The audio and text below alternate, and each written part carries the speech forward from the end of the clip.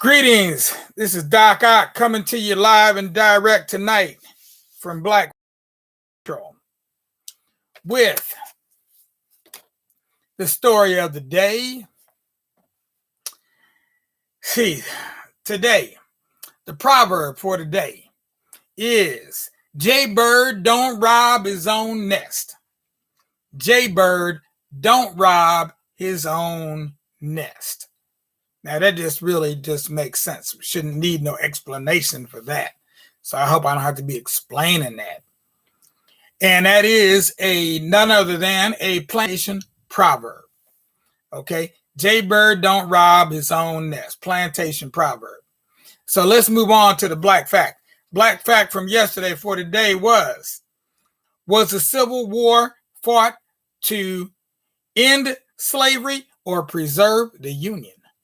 Now, that is the question, okay? And let's see what we come up with as tonight. Meanwhile, let's move on with our story. I don't think I need my glasses tonight because these letters are pretty big here. But you know what? Maybe I'll just use them anyway, just to make sure. And we'll come back and answer that question, that black fact question, in just a little bit.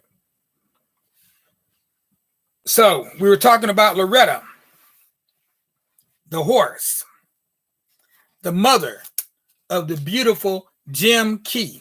And how did William Key get a hold of this very valuable, extremely rare horse, one of a kind horse? Okay, let's just see how he got hold of this horse. So it said Loretta was stolen. 'Twas early dawn. Now, see, I think I already read this part, but I'm going to read this part again just to make sure. Loretta was stolen. It was early dawn when Jack Randall, the emissary of the greatest of all showmen, awoke. Now, you know who that is, right? The world's greatest showman has got to be Barnum and Bailey, or Barnum, to be specific, Barnum.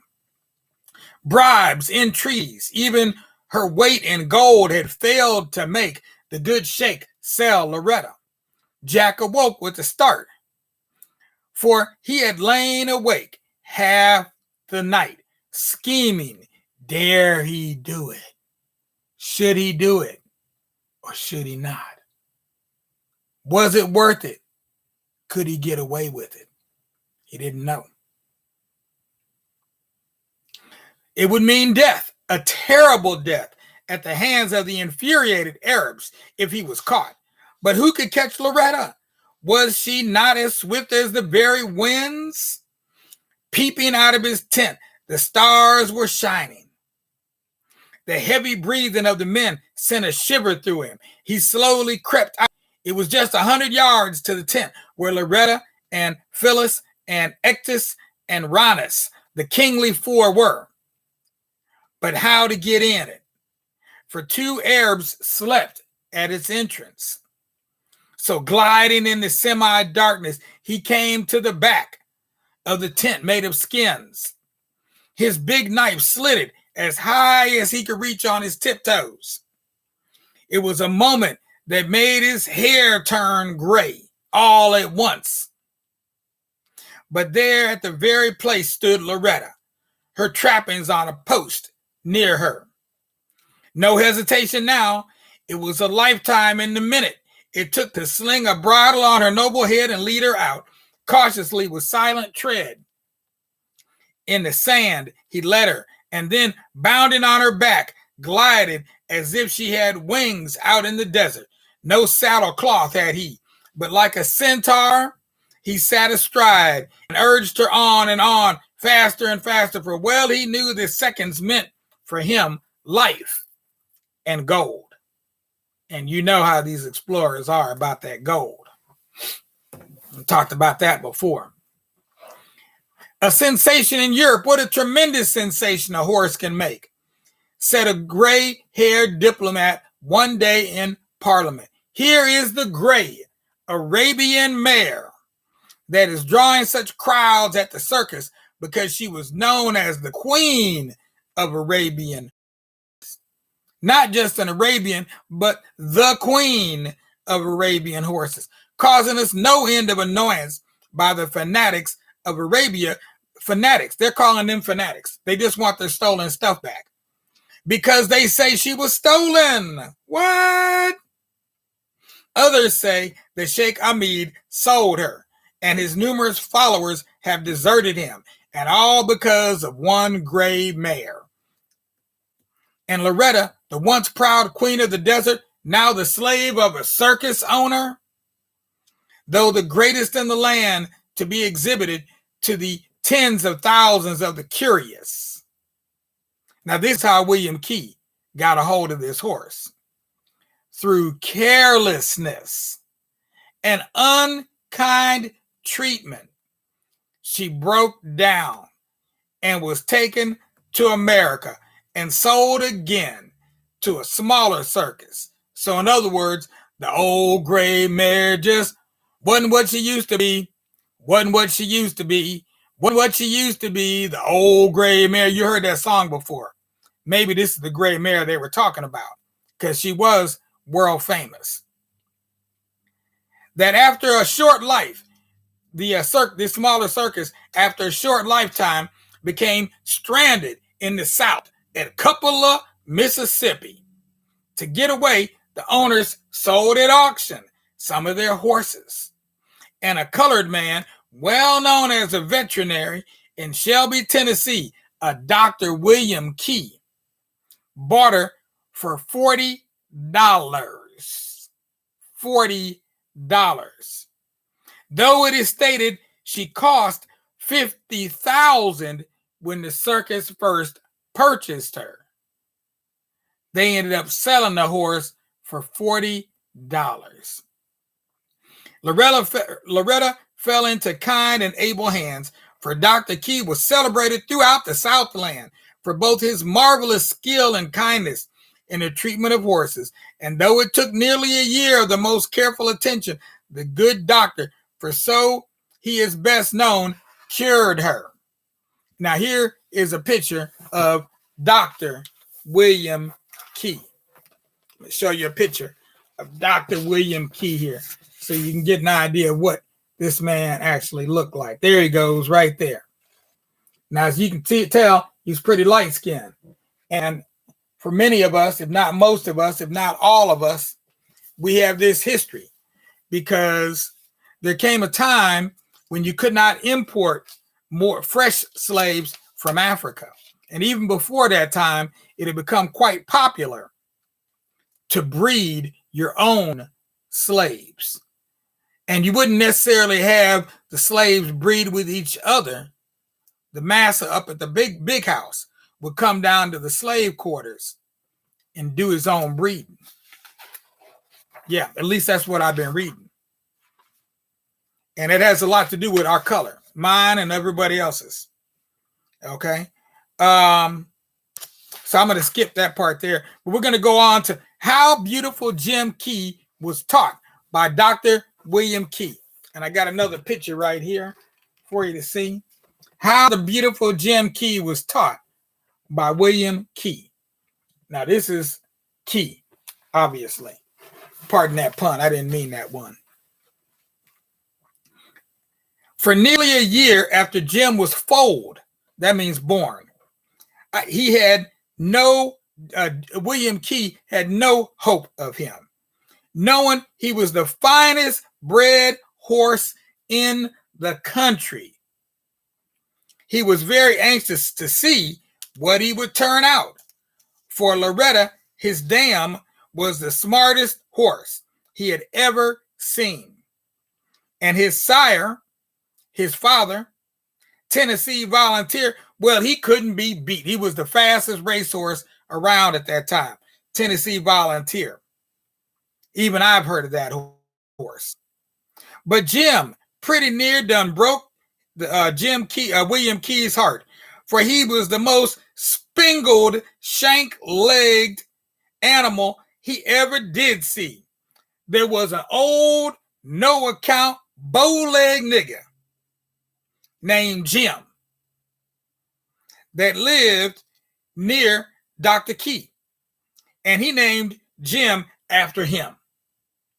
Though he had picked out some very fine Bible names, but he took mighty fine care of Jim, and before long, his legs began to straighten out. He was a knowing colt. He just lived in the house with William Key and would follow him around like a dog. He wanted to know what everything was, and he commenced to teaching him simple things. One of the first things he learned, and Dr. Key didn't teach it to him, was to unfasten the gate and let himself out in the road. Now, you know, a horse ain't supposed to know how to let himself out and go walking down the road, okay? But Jim Key did. So he started early. He began to teach him when he was just 1 year old. First, he taught him to lie down and roll, and soon after that, to give symptoms of bots and colic, because Dr. Key was then in the medicine business. Next, he learned to make believe he was lame and act as though he was suffering with different kinds of troubles, the general symptoms of which he would reproduce. William Key had him learn to bring him different things and then to learn different colors. The hardest thing he had to teach him was to learn how to eat sugar. Now that was key because he used sugar to teach. So he tried every way. He had it tied to the bridle, but Jim would always spit it out. One day, he saw him eating apples in the orchard, and he got an idea that if you put a piece of sugar in an apple, he might just eat it. He fixed an apple and then watched Jim. When he picked it up and munched it, he thought he would go crazy with satisfaction and delight. He had once tried the sugar alone, but it was no use. He had taken a grudge against raw sugar, but he would take it with an apple coating. He worked with him for 6 months before he had success. He had to cover the apple with sugar, and he would eat both with great relish. That was like pleasure, relish, not the food relish. He gradually reduced the quantity of apple over the sugar, and then he would have a piece of apple laid over a piece of sugar in his hand. And when he would reach for the apple, he would get the sugar. In this way, he soon learned that sugar was sugar and apple was apple, and he liked them both. So next, he taught him about the alphabet. He taught him the alphabet, starting with the letter A. And here you can see he's got like a looks like a mailbox, like mail where you could file things in the little slots. You put them in the little cubby holes or pigeonholes. So the learning of the alphabet was the work that required the most patience. He had to keep at it all the time for years, long period of time. When he began, he had in his mind only to teach Jim to pick out the letter A. That was it. He was just going to teach him one letter, A. He got some cards with the letter A on it. Then he put sugar on the card. This was, of course, after Jim had grown to have a passion for sugar, which he has never lost. I would say to him, A, A, A.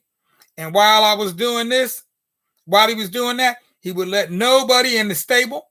He would keep him away from other horses. He said A a good many times, and Jim used up many cards as he would lick the cards so much because they had the sugar on them, right? Finally, I got a piece of tin with the letter painted on it. It took months and months, a half year, before he was satisfied that he would know the letter A when he would see it. when he had done this, he thought that if Jim could only be made to bring the card to him, he would have just what he wanted. He at once began to train him for this end. He began with a piece of apple and a handkerchief. He would let him get the end in his jaw, and then he would try to draw it away from him. Finally, he would have a piece of apple in his hand and hold out the handkerchief to him, and then give him the apple. He learned that he was being rewarded, and he soon had him tugging at the card and then bring it to him. Then he thought his fortune was made, when one day he happened to think if the horse knew A, when he saw it, he could be taught the whole alphabet. And he was correct. He could be taught the whole doggone alphabet. His wife used to tell him to let the horse alone, come out the stable, for she knew that he would go crazy over Jim.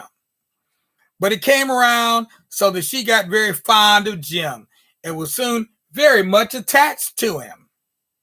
One day, she happened to go into the stable while eating an apple, and she said, "Jim, you want a piece of apple?" And he bowed his head up and down. The next thing I heard was his wife calling out, "Doc, the doctor, the horse can say yes." He went in, but Jim wouldn't say it to him. He went out and watched and saw him do it for his wife. From that day, she fell in love with Jim and would always reward him with apples and sugar whenever he would do what she asked of him. The way Jim learned to open and close the desk drawers was like this. He had put some apples in a drawer that had a string attached to it. Later on, he returned and all the apples were gone. He suspected some boys that were about the place. And when he put some more apples in the drawer, they too disappeared. And then he watched and soon found out Jim was stealing the apples. He'd been watching him, and soon began imitating him. From that time on, his work was comparatively easy.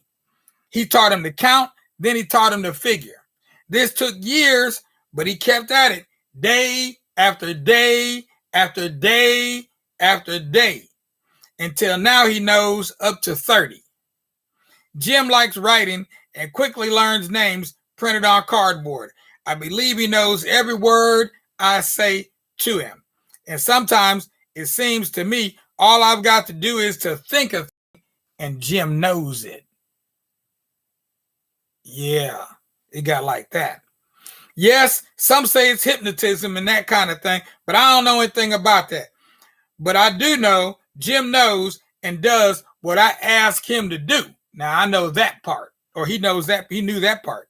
It was just kindness, mere kindness, and no more. Now, he spends all his time teaching him the places and quotations where the horse is mentioned in the Bible. For horses were mighty prominent animals way back then. The prophets had visions of them. John says he looked up and beheld a white horse in heaven. And what Jim wants to know is, if there are white horses in heaven, why can't a good bay horse go there also? A bay is a particular color. I believe it's like a mahogany kind of brown, so a really dark brown, just about black. So we're going to end our story about Jim Key there today, Jim and William Key, and we're going to start on he travels in a private car, Dr. Key and his bedfellow. Because yes, it is true, you heard the stories, Dr. Key sleeps with this horse. Yeah, Dr. Key sleeps with the horse. So we're not going to be able to tell all of Jim's story, but we're going to tell you something about what he did and something of his fame. And we'll tell you, actually, you know what? I'm going to tell you a little bit about William Key. Yeah, that's probably where I end at. I'll tell you about William. We'll read to the end of William Key tomorrow, the story of William Key, because you should know something about William Key, because he's the most important person in this whole story, because he is the one who taught the horse. He's the one that taught the beautiful Jim Key how to talk, how to read, how to write, how to cipher, all those kind of things. So we're coming back to our question real quick because our time is up.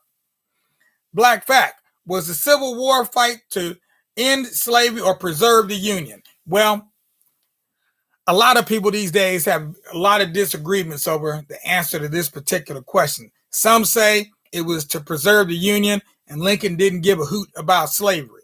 But recently, we've been hearing something different, because they've been talking about how, when they go back in the literature, how much they keep talking about slavery and that they really want slavery.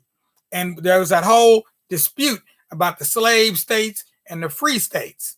But when you're dealing with somebody from the South in particular, they like to focus on that states' rights part, that, because the states wanted, their independence, they wanted to be able to decide on their own laws for their state, kind of like marijuana law today, where each state is deciding on whether to enforce the federal law, which says marijuana is illegal, or whether they're going to have they're going to allow marijuana to be legal.